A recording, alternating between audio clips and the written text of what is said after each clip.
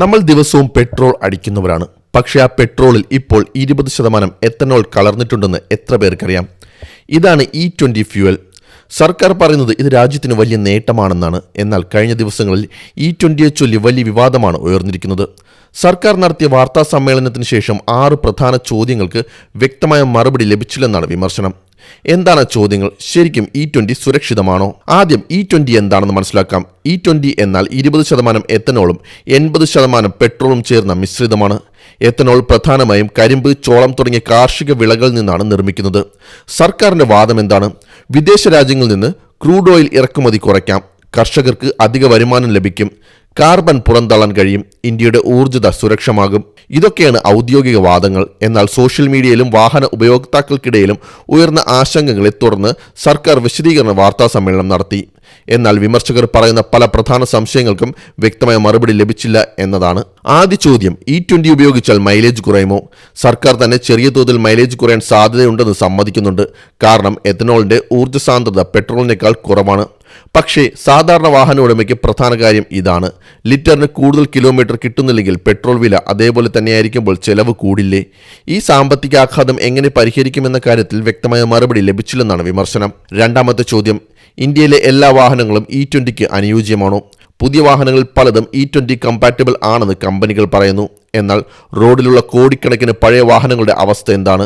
ദീർഘകാല ഉപയോഗത്തിൽ റബ്ബർ പൈപ്പുകൾ, ഫ്യൂവൽ ലൈൻ, എഞ്ചിൻ ഭാഗങ്ങൾ എന്നിവയ്ക്ക് കേടുപാടുകൾ സംഭവിക്കുമോ എന്ന ആശങ്ക ഉയരുന്നുണ്ട്.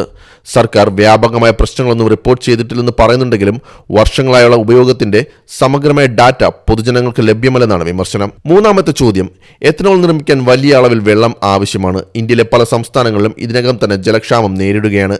അങ്ങനെയിരിക്കെ കൂടുതൽ എത്തനോൾ ഉൽപ്പാദനം ഭൂഗർഭ ജലത്തെ എങ്ങനെ ബാധിക്കും? ഇതിന് ദീർഘകാല പഠനങ്ങളുടെയും പ്രദേശ വൈവിധ്യമുള്ള കണക്കുകളുടെയും അടിസ്ഥാനത്തിലുള്ള വ്യക്തമായ വിശദീകരണം ആവശ്യമാണ് എന്നാണ് വിദഗ്ധരുടെ അഭിപ്രായം. നാലാമത്തെ ചോദ്യം, കരിമ്പും ചോളവും പോലുള്ള വിളകൾ ഭക്ഷ്യശൃംഖലയുടെ ഭാഗമാണ്.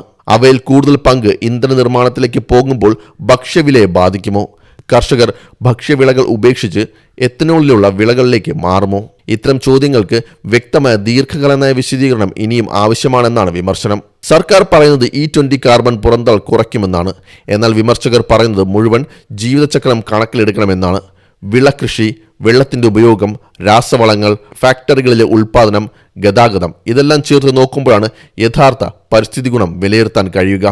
അവസാന ചോദ്യം, ജനങ്ങളുടെ സംശയങ്ങൾ എങ്ങനെ പരിഹരിക്കും?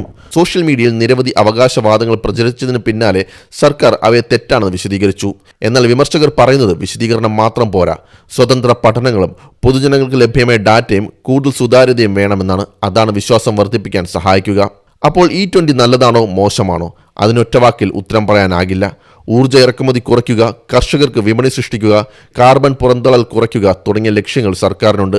അതേസമയം മൈലേജ്, പഴയ വാഹനങ്ങളുടെ സുരക്ഷ, വെള്ളത്തിന്റെ ഉപയോഗം, ഭക്ഷ്യസുരക്ഷ, ദീർഘകാല പരിസ്ഥിതി ആഘാതം, പൊതുജന വിശ്വാസം തുടങ്ങിയ ചോദ്യങ്ങൾക്കും കൂടുതൽ വ്യക്തത വേണമെന്നാണ് വിമർശകരുടെ ആവശ്യം. അതിനാൽ ഈ വിഷയം രാഷ്ട്രീയം മാത്രമല്ല, രാജ്യത്തെ കോടിക്കണക്കിന് വാഹന ഉടമകളെയും ഉപഭോക്താക്കളെയും നേരിട്ട് ബാധിക്കുന്ന വിഷയമാണ്.